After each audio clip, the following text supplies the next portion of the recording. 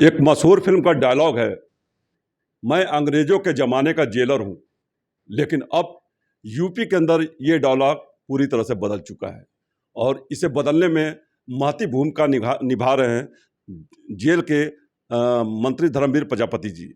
लेकिन सबसे बड़ी बात यह है कि जेलों के अंदर जो बदलाव देखने को मिल रहा है, जेल में अनगिनत ऐसे अपराधी हैं, ऐसे कैदी हैं जो बेगुनाह भी हैं और जो किसी न किसी मामले में फंसाए गए हैं। अब सोचिए, ये सरकार का काम बाद में है, पहले तो वहाँ के लोगों में जागरूकता होनी चाहिए कि जो जहाँ का कैदी बंद है उस क्षेत्र के विधायक, सांसद या पार्टी के लोग। लेकिन ये बीड़ा उठा लिया है धर्मवीर प्रजापति जी ने और उन्होंने साफ तौर पे अपने जिलाध्यक्षों को और विधायकों से कहा है कि आप अपने अपने क्षेत्र में जाएं और जा करके ये देखें कि बेगुनाह को कैसे फंसे हैं, उन्हें कैसे छुड़ाया जाए। और इन्हीं मुद्दों पर आज हम बात करते हैं। जेल एवं होमगार्ड कारागार राज्य मंत्री स्वतंत्र प्रभार धर्मवीर प्रजापति जी। धर्मवीर जी, आपका बहुत बहुत स्वागत है द संडे न्यूज में। धन्यवाद। आप एक के बाद एक पहल, एक नया काम करते जा रहे हैं। जेलों की बात करें तो जेल में जो सुधार हुआ है वो इंटरनेशनल लेवल तक जा पहुंचा है। दूसरे कंट्री के मिनिस्टर भी इसकी तारीफ कर रहे हैं कि जेल मिनिस्टर ने बड़े स्तर पे बदलाव किया है। ये बदलाव को दिमाग में आपके आइडिया आया कैसे था? देखिए, माननीय मुख्यमंत्री जी से प्रेरणा हमने ली, उनका काम करने का तरीका, उनकी कार्य करने की शैली, उससे प्रेरणा हमने ली जी। हमारे पिछले 5 साल का अगर मुख्यमंत्री जी का कार्यकाल देखेंगे तो कई बार पूरे उत्तर प्रदेश के जनपदों का दौरा उनका हुआ जी। और इस सरकार में फिर दोबारा शुरू हुए। हम्म। और जब आप संवाद करेंगे, जाएंगे, व्यक्तिगत जा कर के देखेंगे तो चीज़ें समझ में आती हैं और समझ में आती है तो उसमें सुधार करने की गुंजाइश होती है। जी। हमने ऐसे ही लगभग 32 जेलों का दौरा हमने किया है अभी पिछले 2 महीने में, और जो चीज़ें समझ में आई हैं उसे ठीक करने का प्रयास कर रहे हैं। 2 महीने में 32 जेलों का दौरा? 2 महीने में 32 जिलों का दौरा। उसमें हमने समझा है कि कैदियों के साथ जब संवाद होता है तब चीज़ें निकल कर के आती हैं। जी। तमाम कैदी, पूरा परिवार का परिवार दहेज उत्पीड़न में, पूरा परिवार का परिवार जेल में है। पति है, जिस महिला का कोई दहेज ने जिसने आरोप लगाया है, उसकी सास, और वो पूरा परिवार का परिवार है। बेटियां भी हैं, बेगुनाह भी बहुत फंसते। कई, मैं ये नहीं कह सकता कि बेगुनाह है। बेगुनाह तो न्यायालय सिद्ध करेगा कि बेगुनाह है या गुनहगार है, ये मेरा काम नहीं है जी। लेकिन जिन धाराओं में बंद हैं, मेरा प्रयास है कि छोटे छोटे केसों में तमाम लोग बंद हैं। नौजवानों की अगर संख्या देखें तो 40 साल से नीचे के 70%, कहीं कहीं 80% है संख्या में कैदी। तो लगता है कि देश प्रदेश का भविष्य जेल में है और वो देश प्रदेश का भविष्य न बन पाए लेकिन अपने घर का भविष्य तो है 100%। जब अपने घर का भविष्य है तो कम से कम अपने घर का अगर उनको एहसास हो, या कोई छोटी छोटी चीज़ों में वो बंद हैं, छोटे छोटे केसों में, मान के चलिए कि दहेज में भी बंद हैं, तो हम अपने विधायकों से, मेरे साथ जो विधायक रहते हैं या हमारा संगठन रहता है, हम उनसे कहते हैं कि जो छोटे छोटे केसों में जो बंद हैं, आप यहाँ से जेल अधीक्षक से सूची ले लीजिए। सूची लेकर के देखिए कि हमारी विधानसभा में कितने ऐसे केस हैं जो दहेज में है या और छोटी छोटी घटनाओं में जेल में बंद हैं। कम से कम उस परिवारों का अगर हम समझौता कराते हैं तो कुछ तो समझौते में छूट ही जाएंगे। एक बहुत बड़ा धर्मार्थ का काम होगा। मैंने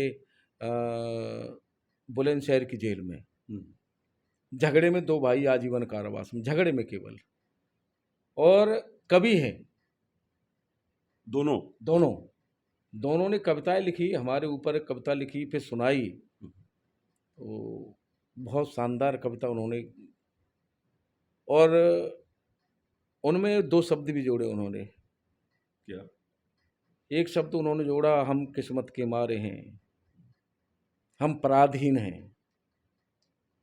अच्छा। तो ये शब्दों का भी प्रयोग उन्होंने किया। तो दूसरा, 2 कैदी हमें यहाँ शाहजहाँपुर में, 2 कैदी, दोनों ही कैदी, एक राधा कृष्ण का उन्होंने रूप में आए और एक भक्ति गीत पे डांस किया दोनों ने।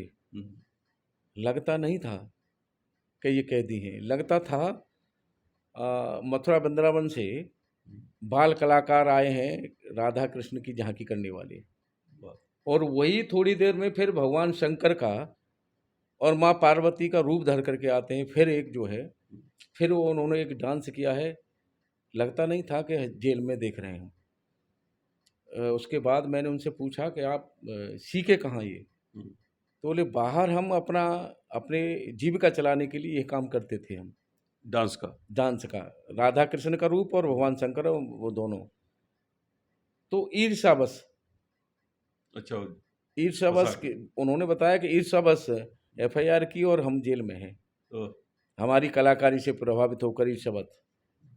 तो ऐसे अगर मानो कलाकार प्रतिभाएं हमारी अंदर हैं, तो बाहर जो लोग उनके परिवार के परिजनों को जानते हैं तो समझौता करा दें, बाहर हो जाए प्रतिभा, और अपने परिवार का भरण पोषण भी हो, प्रतिभाएं अपनी काम करते हैं। जी जी।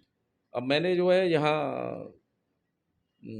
पीलीभीत में एक हमारे पुलकित खरे डीएम है, पहले हरदोई में मेरी मुलाकात हुई थी, तो सकारात्मक सोच 2-3 साल पहले की बात है। जी हाँ, काफ़ी पॉपुलर हो। नहीं, बहुत सराहनीय और काम करने वाले व्यक्ति है, सकारात्मक सोच के साथ। हम जो मिशन लेकर के चल रहे हैं, जिसके साथ हम कैदियों के साथ संवाद कर रहे हैं, देखिए उनकी पुलकित खरे डीएम की सोच, उन्होंने जो है कैदियों का पूरी संख्या का आकलन कराया कि 5वीं क्लास पढ़ करके कितने लोग बैठ गए हैं।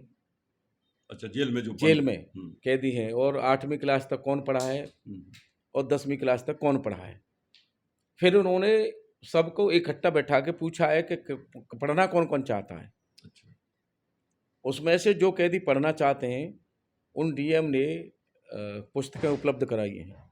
अच्छा, अपनी तरफ से निःशुल्क, और अपनी तरफ से 2-2 घंटे उनको पढ़ाई की व्यवस्था की है। क्या बात। तो और नाम दिया है उन्होंने उन्नयन। अच्छा, जो ये प्रोजेक्ट चला रहे हैं, जो पढ़ाई बच्चों की, और दूसरा उसी में उन्होंने वहाँ कुछ बाहर से ट्रेनिंग देने वाले को भेजा है, एलईडी बल्ब बनाना सिखा रहे हैं, कोई कुछ सिखा रहा है, कोई कुछ सिखा रहा है। इस तरह से 4-5 लोगों की ड्यूटी लगाई है वहाँ। भाई आप जो मतलब पूरा बदलाव करके ही मानेंगे जेलों को में, सिखाइए। तो उसका नाम उन्होंने उन्नयन दिया पूरे कार्यक्रम का। हम जो चाहते हैं वो वहाँ होता मिला है। तो वास्तविक सही बात है कि पूरा मान के चलिए कि हमारे विधायक, हमारे संगठन, अगर पूरा परिवार का परिवार जेल में है, कहीं कहीं कोई घटना में, अगर वो समझौता करा देते हैं तो कम से कम, और दहेज उत्पीड़न में अगर कहीं कहीं समझौता होते हैं तो तमाम, मैंने देखा है अनमैरिड लड़कियां, कुंवारी लड़कियां बंद हैं, कई जगह आजीवन सजा में हैं। एक गाजियाबाद की जेल में एक महिला लड़की और नेशनल खिलाड़ी थी हॉकी की, वो भी बंद है। वो बंद है। तो प्रतिभाएं बंद हैं, और प्रतिभाएं बंद हैं, और तो कम से कम किसी कारण से समझौता होए उस परिवार में, और समझौता और प्रतिभाएं बाहर आए। ये बड़ी बात, प्रयास है हमारा कि ऐसे कम से कम जो तमाम महिला, पुरुष, बच्चे, नौजवान जेल में हैं, छोटे छोटे केसों में 2800 तो हम नहीं छोड़े हैं। हाँ, वो तो आपने तो इसी तरह से हम प्रयास कर रहे हैं कि और लोग छूटें। सर, कुछ जेलों में हमने देखा, कुछ वीडियो क्लिपिंग मिली, माहौल तो पूरा बदल दिया है। ऐसा लगता है जैसे जिस तरीके से नाच गाना डांस कर रहे हैं कैदी, लगता है कि कोई कार्यक्रम का आयोजन हो रहा है वहाँ पे हम। वो जब आप लोगों ने बताया कि ये कैदी हैं और ये खुशी के मारे डांस कर रहे हैं, और ये माहौल जो बदलाव है, ये तो आपकी देन है। कुछ वीडियो क्लिप में ये दिखा कि अल्पसंख्यक समाज के बुजुर्ग कैदी फफक के रो रहे हैं। आपने उनसे क्या बात कहा? क्या इमोशनल टच उनको आपने कुछ दिया? एक मुस्लिम कैदी नहीं, जिस जेल में जा रहे हैं वहाँ कोई सैकड़ों लोग रोते हैं, सैकड़ों, एक नहीं सैकड़ों रोते हैं। उसमें मुस्लिम भी होते हैं, हिंदू भी होते हैं, सभी होते हैं। एक जेल में मुस्लिम कैदी लगभग होते वो 60 साल से ऊपर के, 65-70 के होते। तो जब ज़्यादा रोने लगे तो मैंने उनको बुलाया, बुला के कंधे पर हाथ रख कर पूछा, आप क्यों रो रहे हैं? तो बोले, आपने मुझे मेरे परिवार की याद दिला दी। और तेज़ आवाज़ में रोने लगे। तो मैंने कहा, इनको कुछ बताएंगे कैदियों को? तो रोते रोते उन्होंने कहा हाथ जोड़ के, भाई मैं सबके हाथ जोड़ता हूँ, बच्चों कोई गलती मत करना आगे, यहाँ से अच्छा सीखो, व्यवहार बदलो और बाहर जाके कोई गलती मत करना। मैं जेल में हूँ, मेरे बच्चे बाहर हैं, सही। कैसे पेट पालना करते होंगे, कैसे अपनी जीविका चलाते होंगे, क्या करते होंगे। हम्म, तो मैंने भी कहा कैदियों से, देख लिए कि एक बाप जेल में बंद है लेकिन चिंता है बाहर अपने परिवार की। हम्म, तो आप लोगों को भी, जितने नौजवान लड़के हैं, मैंने उनसे कहा कि आप लोगों को भी, हम्म, बाप यहाँ जेल में चिंता कर रहा है बाहर परिवार की, तो आप लोग भी अपने परिवार की चिंता सोचिए कि मेरे माँ बाप क्या चिंता करते होंगे मेरे विषय में, कैसे मजदूरी करके हम्म, आपके अपना परिवार का भरण पोषण करते होंगे, कैसे मजदूरी करके आपकी तारीख के लिए पैसे लाते होंगे, सही बात। कैसे कोशिश करते होंगे कि मेरा बेटा छूटे, किसके पास जाते होंगे, किसके हाथ जोड़ते होंगे, किसके साथ मिन्नत करते होंगे कि मेरा बेटा छूटे। अब सोचिए। तो मतलब इमोशनल टच जो है, जिसे कहा था कि इमोशनल जादू की झप्पी आप दे करके सबको एक सुधरने का एक मौका देने की बात आप कहते देखिए, मेरा अपना मानना है कि कैदी हैं, कहीं न कहीं से जो कुछ उन्हें हुआ है, तब वो हैं। अफसोस है। न्यायालय ने जेल में भेजा है, तो हम्म, उनको जब तक परिवार की याद नहीं दिलाई जाएगी, मेरा बिल्कुल। अपना मानना है, हम्म, उनको परिवार से टच नहीं किया जाएगा, तब हम्म, तक हो सकता है कि वो उनका जो विकृति मानसिकता है, वो नहीं शायद चेंज न हो। बदले।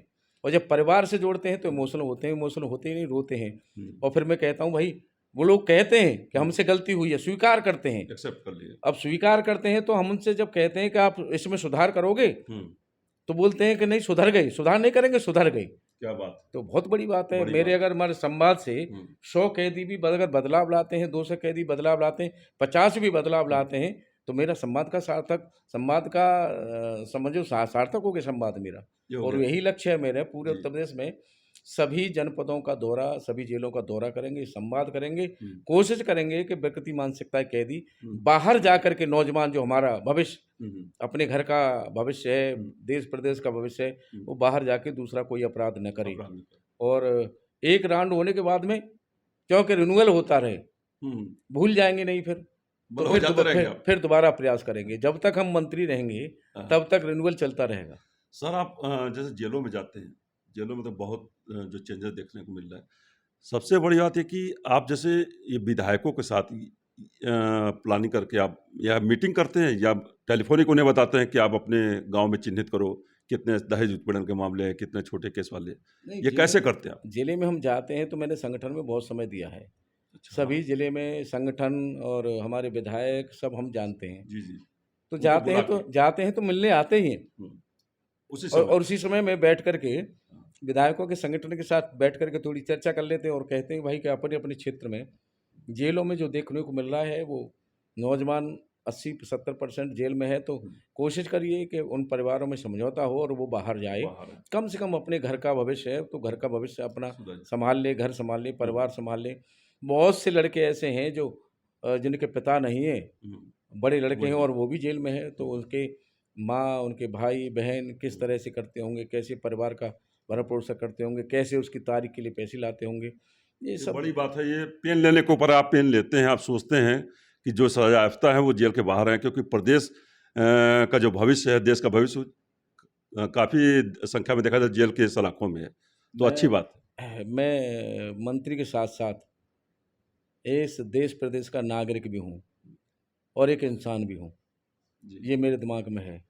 और इंसान हूँ तो इंसानियत का काम भी होना चाहिए। होना चाहिए। इस देश प्रदेश का नागरिक हूँ, तो देश प्रदेश के विषय में भी सोचना चाहिए। 100%। सर आखिरी सवाल, आपके आने के बाद बदलाव बहुत देखने को मिला, होमगार्ड हो, जेल में जेल मैनुअल जो एक हिस्टोरिकल कहा जाए कि मूवमेंट इसको हो, कि इतने सालों से इतनी सरकारें आई, सब वादे वादे करते गए, लेकिन उसको अमली जामा मुख्यमंत्री योगी आदित्यनाथ जी ने और आपने पहनाया। ये कैसे संभव आपको लगा था कि जेल मैनुअल भी बदल जाएगा? देखिए, ये सब हमारे पिछले 5 साल के कार्यकाल में भी काम चला था, हाँ। और माननीय मुख्यमंत्री जी की प्रेरणा से ही सब हुआ है, और उनकी इच्छा थी, हम उसमें सहायक बने हैं। लेकिन माननीय मुख्यमंत्री जी को श्रेय पूरा जाता है, इसका मैं श्रेय उनको दूंगा। और भगवान की कृपा से उसमें सहयोगी मैं भी बना हूँ, इसलिए बहुत बड़े से इसलिए भगवान का धन्यवाद भी करता हूँ कि सहयोगी बनने का अवसर दिया है। देखिए, सकारात्मक सोच हो तो बदलाव के बयार तो आएगी ही। और ये यूपी में सालों बाद जेल मैनुअल बदलना एक ऐतिहासिक फैसला है, जो मुख्यमंत्री योगी आदित्यनाथ की देन है। और इसमें सहायक की भूमिका, जो सबसे बड़े सहायक हैं, वो जेल राज्य मंत्री धर्मवीर प्रजापति जी। इनका साफ कहना है कि जब मीटिंग होती है पार्टी की, तो सारी बातों सारे मुद्दों पर आपसे चर्चा करते हैं। साथ ही साथ ये ध्यान देते हैं कि कौन दहेज उत्पीड़न में और कोई कौन छोटे छोटे केसों में फंसा है, उसे भी बाहर ला जाए, क्योंकि यूपी देश का भविष्य जेल की सलाखों में है। ये सोचना बड़ी बात है। कैमरामैन संतोष सुदर्शन के साथ Sanjay Purbiya, the Sunday news, India express news.